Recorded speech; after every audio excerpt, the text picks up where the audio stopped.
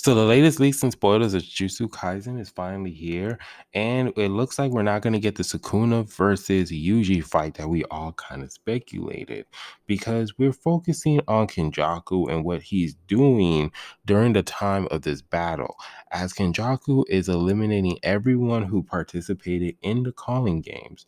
And this is where we see that Kenjaku is just literally eliminating everybody, but we see the first person that he fighting against, which is happens to be Yoru.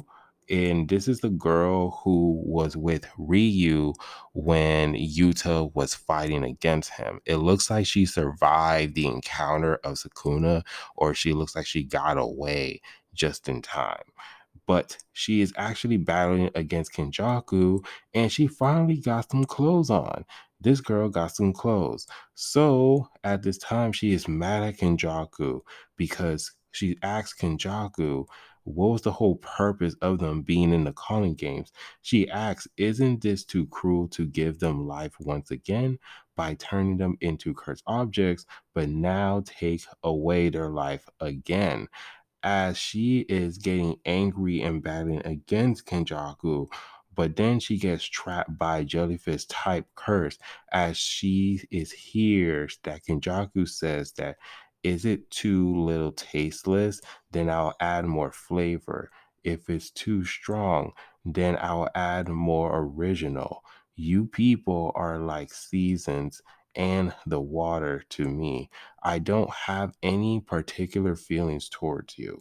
So then she tries to fight back Kenjaku, but Kenjaku was able to fully seal her head and stated that even though I don't have any feelings towards you, I sometimes feel like you guys are too good to waste.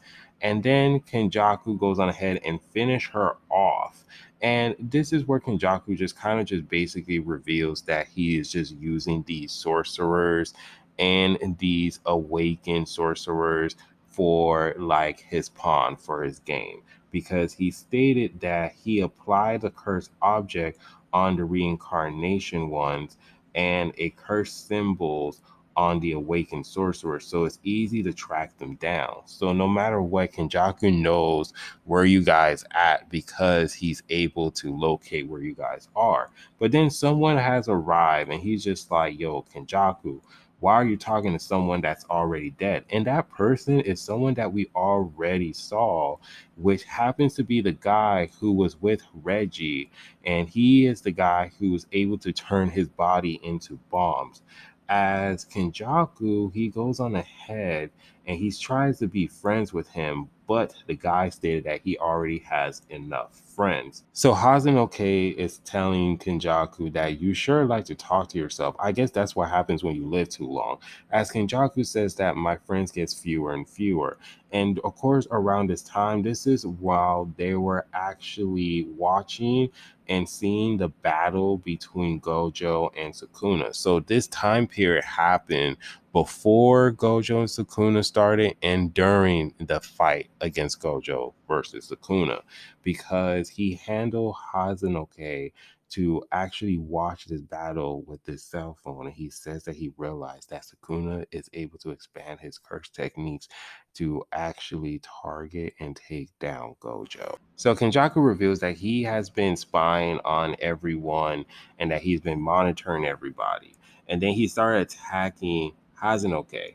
As Hazenoke it starts to dodge and try to survive against the curses that's going towards him, as he's using his teeth to actually defend him, because his teeth can actually explode as it makes contact with the curses, but it was too late, as some of the curses was able enough to catch Hazenoke off guard and was able to stab him in the neck. And then during this time, when he asks Kenjaku, what is your truly objective? Kenjaku says that he's going to end the calling games by eliminating all of the players. And with that binding vow, he will activate the merger to process of Tegan with all of the people in Japan. And then before Hazunoke goes on ahead and die, Kenjaku goes on ahead and continues saying that, do you want to make sure that if something that you thought that was interesting come true, isn't that what's life living? But then Hazunoke, his last words were, damn, bro, you have to live with your own shit every morning to satisfy yourself and your curiosity. And then Hazunoke actually dies as Tatiba has arrived. But Kenjaku, he is going on ahead and tries to eliminate him by attacking him. And then he wonders, why did this person came alone? No monitoring from Mei Mei. But then Kenjaku says that he doesn't have any interests in any awakened players except Higuruma. But then Tatiba survived the attack that Kenjaku threw at him, which caused Kenjaku to actually be surprised because he's in disbelief. And then Tatiba cursed at Kenjaku by saying that, you shitty monk, you tried to kill me. I'm not forgiving you. I'm going to get your ass in jail. Then Kenny feels something is off about Tatiba. Then Kenjaku actually thought, after seeing Tatiba survive his attack, he's like, what was that? Is this the first time I felt something like that? This isn't what I thought it would be. There's no way that there's no damages.